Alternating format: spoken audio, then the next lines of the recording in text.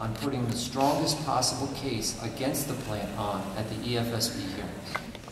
My personal recommendations are: 1, the Council should vote to approve the execution of the tax agreement and the decommissioning agreement. And 2, the Council should vote to approve the town making a request to the EFSB that compliance with the property value guarantee agreement, the opt-out agreement, and the decommissioning agreement should be included as an express condition of any permit granted by the EFSB. My reasoning is as follows. First, on the tax agreement. It would pay $2,925,000 at a minimum in upfront fees. These payments would be available to the town prior to the commercial operation of the facility. The fees total a minimum of $2,925,000, of which $1,175,000 must be paid by January 10th, 2017. These fees are unrestricted. They can be used to fund the town's vigorous and relentless efforts to kill the plant at the EFSB and in the Supreme Court if necessary. Invenergy has already identified 19 expert witnesses who will testify at the EFSB. These include 6 engineers, 3 PhDs, and 10 other professionals in various areas.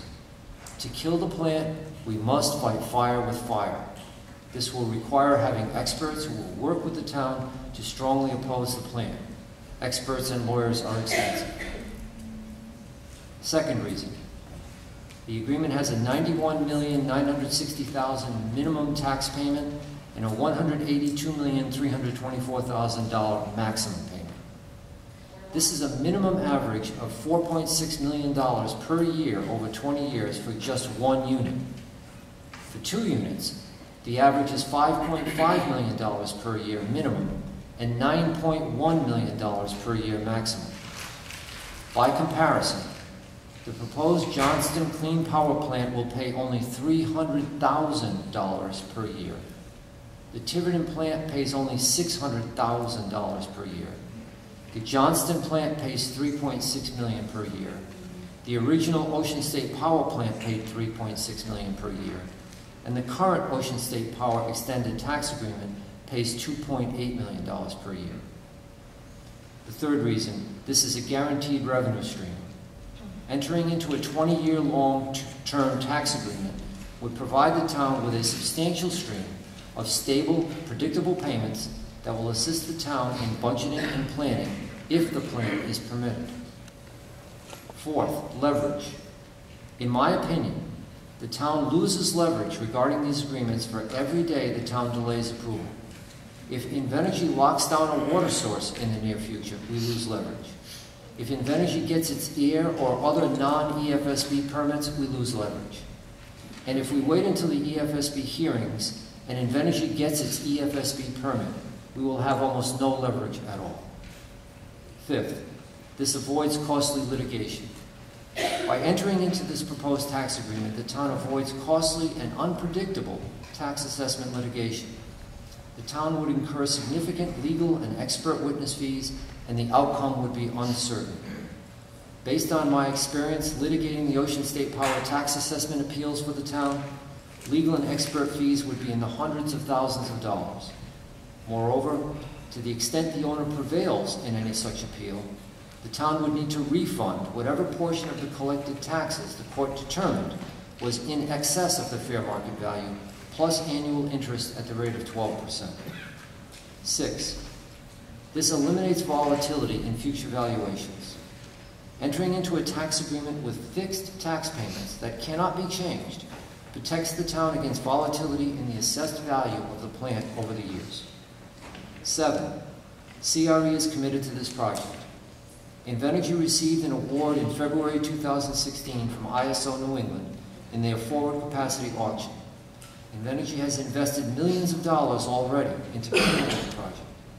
In addition, the ISO forward capacity auction award requires Invenergy to make a firm commitment to provide the power and to provide financial assurances that it will do so, whether or not a tax agreement is in place.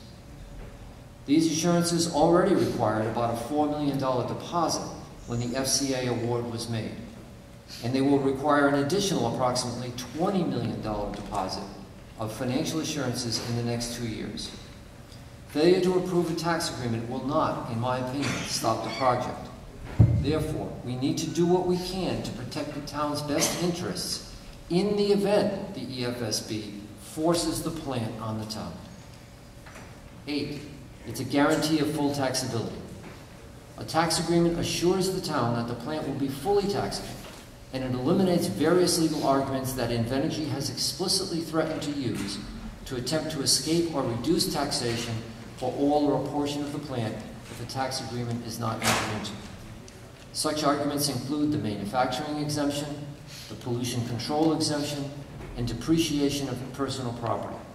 All of those arguments are eliminated by entering into the proposed tax agreement. 9, it's binding on future owners.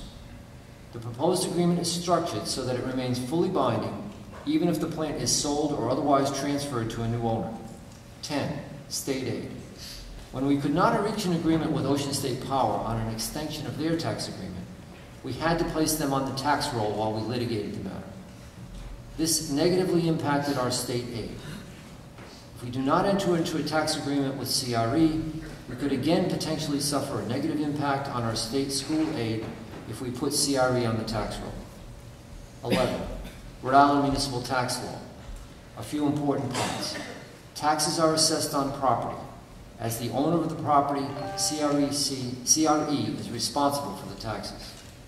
A town tax lien on property is automatic, and it's superior to all other liens, including mortgages.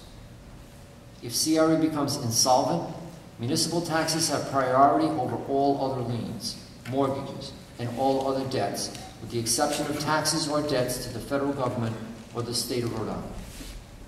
If CRE's taxes are ever unpaid, CRE's lenders should pay them, but if they do not, our tax collector may take the property and will sell the property for the full amount owed to the town. Next, I'd like to talk about the forms that we negotiated for the property value guarantee agreement and the opt-out agreement. A few important points. These are only suggested forms. Owners may choose to negotiate on their own if they wish. With regard to the appraisal, owners can pick a qualified appraiser of their choice to establish the base value of their home. CRE must pay for the appraisal.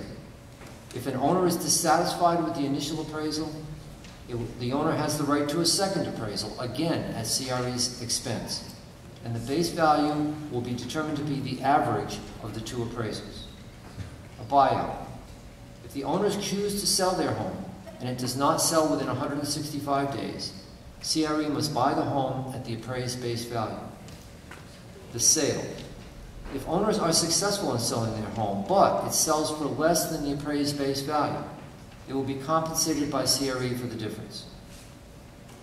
There is a $1,500 payment if the owners sign the property value guarantee agreement. There is a $5,000 payment if owners sign the opt-out. There is no obligation. The owners are under no obligation to enter into the property value guarantee agreement or the opt-out agreement. They are free to negotiate a different agreement with CRE or to simply do nothing. The EFSB license.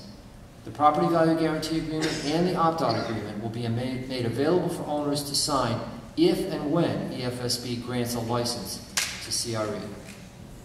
The town is not a party to these agreements, either the property value guarantee agreement or the opt-out agreement. Any agreements that are entered into would be between each homeowner and CRE directly. A license condition.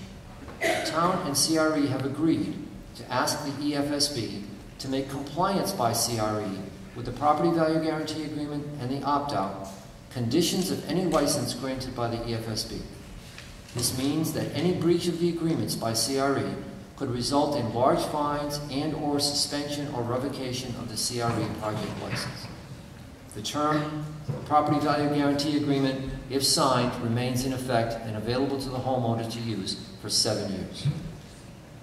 Now on the decommissioning agreement. The decommissioning agreement provides many protections for the town. It requires restoration of the site to its original condition unless the town agrees otherwise. CREC must pay all decommissioning costs. CREC must provide financial assurances of up to 125% of the anticipated decommissioning costs with independent financial institutions. And the decommissioning costs must be regularly reviewed and adjusted. CREC must pay the town's costs in evaluating each required decommissioning review and update. My conclusions and recommendations. In my opinion, signing the tax agreement and the decommissioning agreement will not send the wrong message to other cities and towns.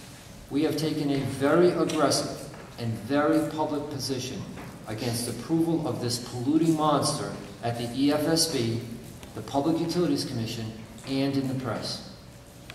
Any approval resolution of this council should emphasize that the town remains committed to vigorously opposing the issuance of a permit by the EFSB for the proposed plan. The agreements do not diminish in any way the town's pledge to fight to kill the plan. And in fact, the agreements increase the town's ability to properly fund such a fight.